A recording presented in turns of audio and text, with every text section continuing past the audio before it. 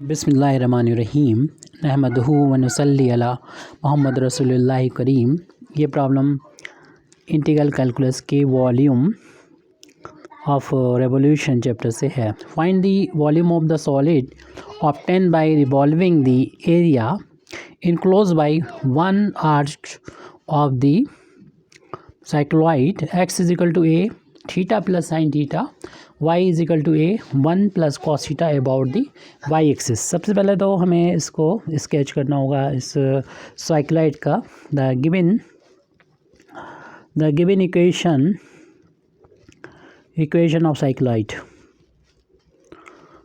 Cycloid का equation पहले तो हम यहाँ पर नोट कर लेते हैं। x is equal to a theta plus sine theta और y की वैल्यू है a 1 प्लस कॉस थीटा। इसको ये पैरामीट्रिक फार्म में है क्योंकि एक्स वाई की वैल्यू थीटा के टर्म में दे रखी है और यहाँ पर थीटा पैरामीटर है। तो इसको पहले तो हमें प्लॉट कर लेना चाहिए। तो इसको हम यहाँ पर रफली इसको प्लॉट कर देते हैं। अगर कोई प्रॉब्लम हो तो आप डिमांड कीजिएगा। हम बस लिमिट को देखने के लिए इसको, क्योंकि ये प्लॉट जो है इसका हमें पता होना चाहिए और साइक्लॉइड कैसे बनता है ये भी मालूम होना चाहिए। इसको हम सिर्फ प्लॉट कर दे रहे हैं। कैसे होगा प्लॉट, ये एक अलग प्रॉब्लम रहेगी। ये वाई एक्सिस है और यहाँ पर ये एक्स एक्सिस है और ये ऑरिजिन है। यहाँ पर दोनों एक्सिस कट करता है। हमने ऊपर वाला पोर्शन क्योंकि एक्स एक्सिस के ऊपर ही बनता है क्योंकि इस साइक्लॉइड का बेस एक्स एक्सिस होता है, इसलिए हम लोग इसको नीचे जो निगेटिव डायरेक्शन है वाई एक्सिस की उसको हमने शो नहीं की ज़्यादा। तो यहाँ पर हम बना देते हैं साइक्लॉइड की जो वन आर्क है यानी आर्च है। आर्च यानी इस तरीके से जो कर्व्ड होता है शेप, ये आर्च कहलाती है, यानी इस आर्क को कह सकते हैं। और ऐसी और ब्रांचें होती, लेकिन हम और ब्रांचों से हमें मतलब नहीं, एक वन आर्च की बात कर रहे हैं, एक ब्रांच से मतलब है हमको। यहाँ पर थीटा की वैल्यू अगर फाइंड करें तो माइनस के पाई होगी। यहाँ पर थीटा की वैल्यू 0 और यहाँ पर थीटा की वैल्यू जो होगी वो पाई होगी। और वाई एक्सिस के अबाउट जैसे कि लिखा है, वाई एक्सिस के अबाउट इसको रिवॉल्व कराना है तो एक सॉलिड बनेगा। ये जैसे मतलब एक रफली हम कहें तो ये एक हेमीस्फीयर टाइप का एक सॉलिड बनेगा। लेकिन यहाँ पर ये हेमीस्फीयर एक स्फीयर का पार्ट ना होकर ये हमारा साइक्लॉइड का पार्ट है, ये घूमेगा। तो सिर्फ इतना ही आर्क को हमें रिवॉल्व कराने की ज़रूरत है। वैसे आर्क तो पूरा बोला गया, लेकिन ये कोई मीनिंगलेस हो जाएगा। यहाँ पर सिर्फ थीटा इक्वल टू 0 से थीटा इक्वल टू पाई जब घूमेगा तो यही आर्क ये यहाँ पर पहुँचेगी और पूरे स्पेस में घूमेगी, एक सॉलिड बनेगा। तो वो सॉलिड को इस फॉर्म में बनेगा और ये बस यहाँ पर ये साइक्लॉइड जैसा होगा 3D में। और इसका हमें वॉल्यूम फाइंड करना है। लिमिट हमने बताई दी है, थीटा की वैल्यू 0 से लेके पाई तक रहेगी। और वाई एक्सिस के अबाउट जब रिवॉल्व करते हैं तो उसके लिए फार्मूला यूज़ करेंगे, लेकिन उसमें ज़रूरत होती है d y over d theta की ज़रूरत होगी, इसलिए इसको डिफ्रेंशिएट कर लेते हैं।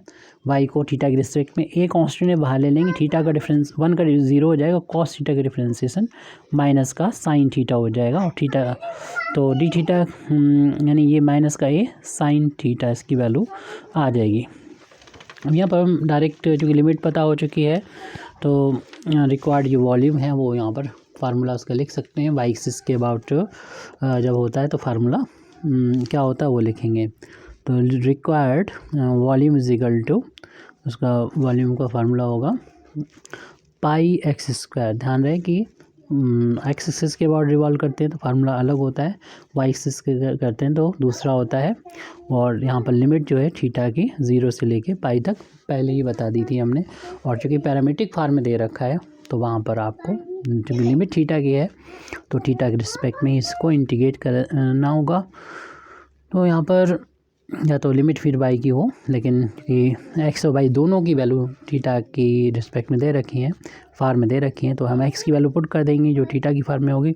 ऐसे ही यहाँ पर डी वाई की वैल्यू, तो पाई कांस्टेंट है, इंटीग्रेशन के साइन से बाहर ले लेंगे, एक्स की वैल्यू रख देंगे और इसको हम इस तरीके से लिख सकते हैं d y over d theta into d theta, और इसीलिए हमने d y over d theta की वैल्यू पहले ही फाइंड करके रखी हुई है, तो इसको यहाँ पर पुट कर देंगे। तो पाई 0 से पाई, और यहाँ पर जो वैल्यू थी एक्स की वो ए थीटा प्लस साइन थीटा थी, और जो कि यहाँ पर एक्स का स्क्वायर है तो ए का भी स्क्वायर हो जाएगा और यहाँ पर इस ब्रैकेट का भी स्क्वायर हो जाएगा।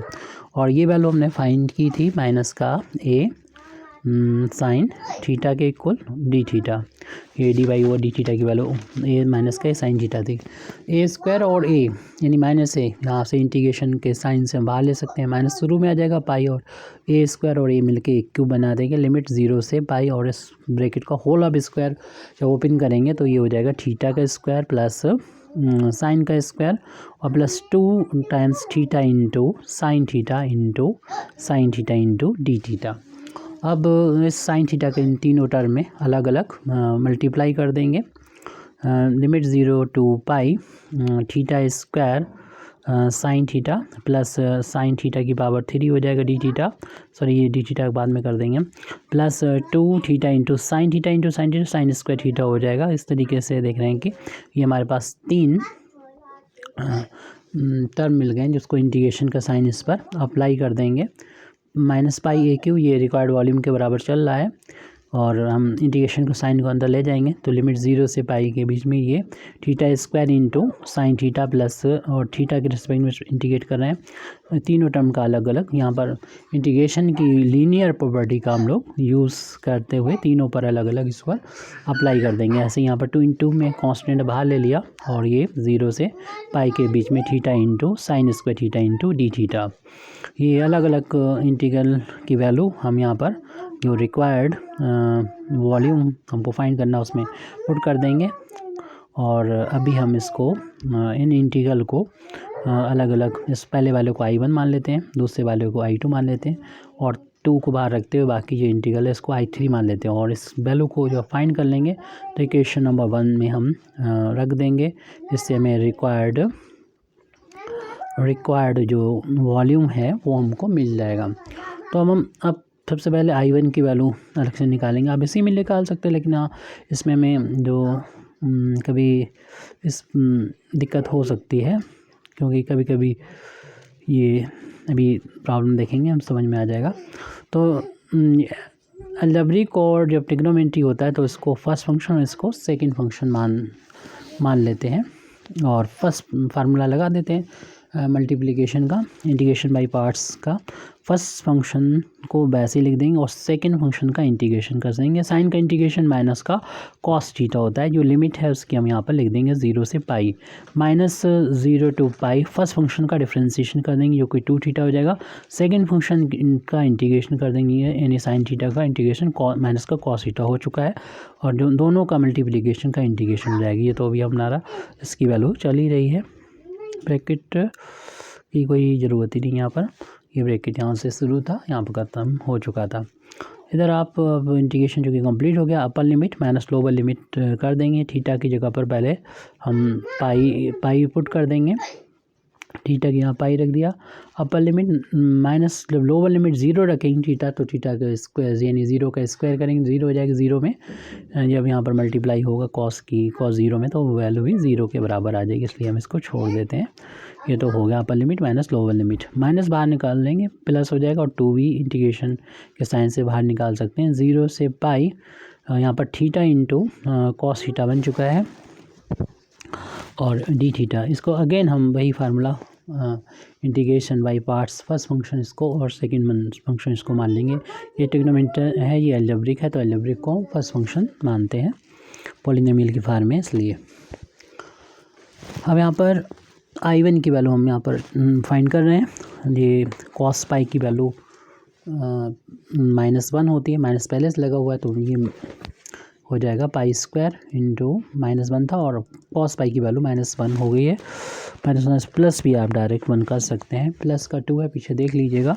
और यहाँ पर ये फार्मूला अप्लाई कर रहे हैं integration by part, first function वैसा ही, सेकंड फंक्शन यानी कॉस का इंटीग्रेशन हो जाएगा साइन थीटा हो जाएगा, माइनस फर्स्ट फंक्शन का हो जाएगा डिफ्रेंसिएशन, थीटा का डिफ्रेंसिएशन थीटा के रिस्पेक्ट में 1 होता है, और कॉस का हो जाएगा इंटीग्रेशन साइन थीटा, और दोनों का मल्टीप्लिकेशन का इंटीग्रेशन। जो इनकी लिमिट थी वो लिख देते हैं, 0 से पाई इनकी लिमिट है, 0 से पाई लिमिट है, वो हमने यहाँ पर लिख दी है।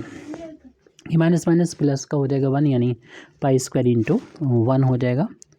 तो प्लस का 2, इसमें भी अपर लिमिट पाई रखेंगे, तो माइनस लोअर लिमिट 0 रख देंगे, 0 इंटू साइन 0। और अगले स्टेप में माइनस साइन का इंटीग्रेशन माइनस का होता है कॉस थीटा, लिमिट 0 से पाई, ये pi square into 1 pi square हो जाएगा, प्लस का 2। इधर देखिए कॉस पाई साइन पाई की वैल्यू 0 होती है, साइन 0 की वैल्यू भी 0 होती है, और 0 में इंटू होगा 0 को 0 आ जाएगा, माइनस माइनस प्लस हो जाएगा, बाहर निकाले। सिर्फ हमें कॉस में जहाँ पर भी नज़र आएगा थीटा वहाँ पर पाई रखेंगे upper limit, minus lower limit, फिर थीटा की यहाँ पर 0 रख देंगे। ये वैल्यू चल रही है I1 के इक्वल, तो पाई स्क्वायर प्लस का 2, ये तो 0 हो गया है, और कॉस पाई की वैल्यू हम लोग जानते हैं -1 होती है, और कॉस 0 की वैल्यू 1 होती है। इस तरीके से ये पाई स्क्वायर प्लस का 2 और ये माइनस का 2 है, तो दोनों का मल्टीप्लिकेशन हो के I1 की वैल्यू में कम्प्लीटली मिल चुकी है, प्लस माइनस इंटू माइनस का 2 इंटू 2 4 हो गया। अब हम I2 की वैल्यू को फाइंड करेंगे। I2 हम लोगों ने माना था साइन की पावर 3 थीटा और लिमिट 0 से पाई है, तो इंटीग्रेशन 0 टू पाई साइन की power 3 theta into d theta. तो हम इस इंटीग्रल की प्रॉपर्टी का यूज़ करें कि लिमिट 0 से 2 fx dx की वैल्यू 2 टाइम्स हो जाती है, लिमिट 0 से a fx dx हो जाती है, लिमिट हाफ हो जाती है। ये कब होती है? जब हम अपर लिमिट में से x को माइनस करके लिख दें तो फंक्शन वही आ जाए, उस केस में ऐसा होता है।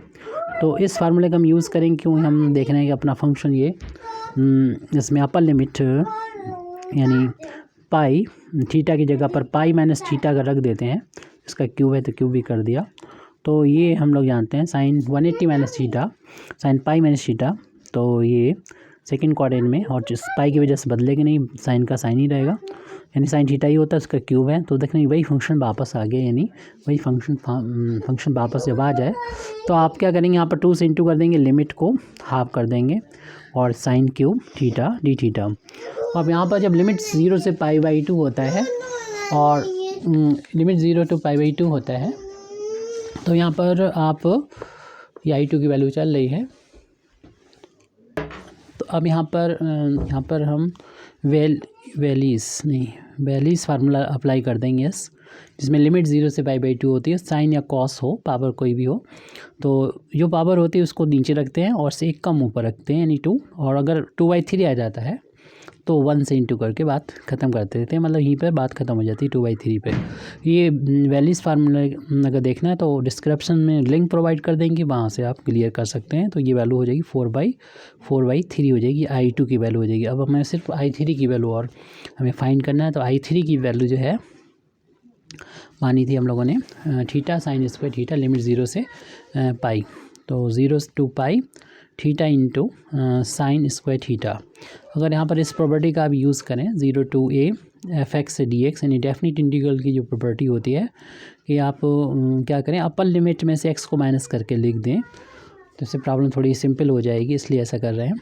और इसी वजह से I3 की वजह से हमने वहाँ पर इक्वेशन नंबर डाला, नहीं तो ये हम इसी में इस प्रोसेस को आगे इस तरीके से इंटीग्रेशन किया, इसको आगे बढ़ा सकते थे, लेकिन इसकी वजह से जो है अभी देखेंगे आप कि हम ये काम वहाँ पर नहीं कर सकते हैं।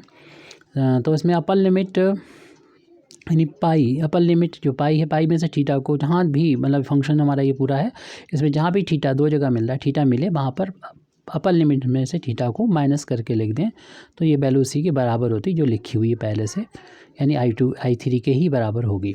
अब क्या करेंगे आप, ये हम लोग जानते हैं कि साइन 180 माइनस थीटा जो होता है वो साइन थीटा के ही बराबर होता है, तो हम इसको साइन थीटा ही लिख देंगे, यानी 0 टू पाई माइनस का थीटा इंटू साइन। इससे फ़ायदा क्या होगा आपको भी पता चल जाएगा, क्योंकि जब इसका मल्टीप्लाई इन दोनों टर्म में करेंगे तो अगले स्टेप में हम लोग देखेंगे।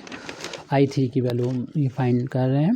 तो I3 is equal to I3 और लिमिट 0 से पाई है और इसमें पाई से में मल्टीप्लाई करना, ब्रैकेट के अंदर ले जा रहे हैं साइन स्क्वायर थीटा को, तो यहाँ पर थीटा के साथ में भी मल्टीप्लाई हो जाएगा sign square theta, pi sine square theta हो जाएगा और theta into sine square theta हो जाएगा। और फिर इंटीग्रेशन के साइन को दोनों टर्म पे अप्लाई करेंगे, यानी इंटीग्रेशन की लीनियर प्रॉपर्टी को हम यहाँ पर अप्लाई करते हैं। तो हम देखते हैं कि ये जो दूसरा टर्म आ रहा है theta into sine square theta, ये कोई और वैल्यू नहीं बल्कि I3 के बराबर ही है। पीछे देख लीजिएगा I3 के बराबर ही है और इसीलिए यहाँ पर इसका हम वहाँ पर इक्वेशन नंबर 1 डालने की ज़रूरत पड़ गई, क्योंकि ये काम हम उसमें नहीं कर सकते थे। और पाई कांस्टेंट बन गया साइन स्क्वायर थीटा, और अभी हमने जो प्रॉपर्टी अप्लाई की थी पिछले I2 के फाइंड करने में, वो आज यहाँ पर अप्लाई कर देंगे। ये I3 के बराबर आ गया, सो I3 को लेफ्ट हैंड साइड ट्रांसपोज कर दिया तो उधर जाके प्लस में हो गया। यहाँ पर प्रॉपर्टी ये लगाएंगे कि अपर लिमिट, क्योंकि फंक्शन वही है साइन है, तो अपर लिमिट में से यानी पाई में से थीटा को माइनस करने पर देख रहे हैं कि वही वैल्यू आ रही है साइन थीटा। तो ऐसे में हम लोग क्या कर सकते हैं, यहाँ पर 2 से इंटू कर सकते हैं और लिमिट जो है वो उसमें 2 से डिवाइड कर देंगे। ऐसा करने से हम वैल्यूज़ फार्मूला लगाने के काबिल बन जाते हैं और ये 2 टाइम्स हो जाएगा I3 और ये भी हो गया 2 टाइम्स पाई। और यहाँ पर वैल्यूज़ फार्मूला अप्लाई कर दें कि जो भी होती पावर इसमें अपान में आ जाता है और इससे एक कम पावर ऊपर यानी 1, ये वैल्यूज़ फार्मूला ही है। 1/2 आ जाता है तो पाई/2 से इंटू कर देते हैं। यहाँ से 2 से 2 ये वाला कैंसिल कर देंगे ताकि हमें I3 की वैल्यू मिल जाए pi into pi square upon में 4 मिल जाए। तो ये सभी वैल्यू आ चुकी हैं, इनको अगर हम पुट कर देंगे इक्वेशन नंबर 1 में, putting these value of I1 I2 I3 in equation number 1, तो हम निकाल सकते हैं जो रिक्वायर्ड वॉल्यूम ऑफ साइक्लोइड था, जो उसके एक आर्क को हम रिवॉल्व करा रहे थे वाई एक्सिस के रिस्पेक्ट में, पाई AQ के अबाउट। I1 की वैल्यू आई थी, I1 की वैल्यू देखिए यहाँ पर लास्ट में गलत हो गया था, पाई स्क्वायर चल रहा था, पाई स्क्वायर माइनस का 4 आपने डिटेक्ट कर लिया होगा, ये पाई स्क्वायर था तो पाई स्क्वायर माइनस 4 ये वैल्यू है। तो I1 की वैल्यू यहाँ पर लिख देते पाई स्क्वायर माइनस का 4 एक ब्रैकेट में, प्लस I2 की वैल्यू अभी ये निकली थी 4/3 है, 4/3 लिख देंगे, प्लस का 4/3 और प्लस का 2 टाइम्स था I3, 2 टाइम्स था ये I3 और I3 की वैल्यू भी लास्ट में हम फाइंड की थी पाई स्क्वायर बाई 4। तो ये 4 कैंसिल हो जाएगा 2 से, अपन में 2 आ जाएगा, तो माइनस का पाई AQ पाई स्क्वायर और ये यहाँ पर हमारा 1/2 पाई स्क्वायर यानी 1 टाइम्स और पाई 1/2 इन दोनों को ऐड कर देंगे लाइक टर्म में। और यहाँ पर हम 4/3 और इस -4 को भी सॉल्व कर लेंगे, अपान बन करते एलसीएम 3 ले लेंगे 1 और 3 का। तो यहाँ पर आप डायरेक्ट भी कर सकते हैं कि 1.5 तो 3/2 होता है पाई स्क्वायर, और इनमें एलसीएम 3 लिया तो 4 माइनस का 12 हो जाएगा ये, यानी माइनस पाई AQ और 3/2 पाई स्क्वायर, और इनका डिफरेंस माइनस का 8/8/3, क्योंकि ये वैल्यू जो होती है पॉजिटिव वैल्यू होती है, मतलब मेरे कहने का मतलब ये है ये बड़ा होता है इससे, और इसलिए ये पॉजिटिव वैल्यू होगी, तो इसलिए पॉजिटिव से पहले निगेटिव लगा हुआ है, ये तो पॉजिटिव है ही, तो निगेटिव लगाया है, और ये वॉल्यूम है, वॉल्यूम कभी निगेटिव हो नहीं सकता। तो अगले स्टेप में लास्ट स्टेप में आप निगलेक्ट कर दें निगेटिव साइन को, क्योंकि वॉल्यूम और एरिया ये निगेटिव नहीं होता, लेंथ, तो आप माइनस को हटा देंगे और लिख देंगे कि वॉल्यूम है ये, यानी मालूम ही है, बस निगलेक्टिंग लिख दीजिएगा, वॉल्यूम तो सामने है, तो neglecting because volume is always positive, neglecting negative sign को निगलेक्ट कर देंगे। ये हमारा कंप्लीट आंसर आ चुका है।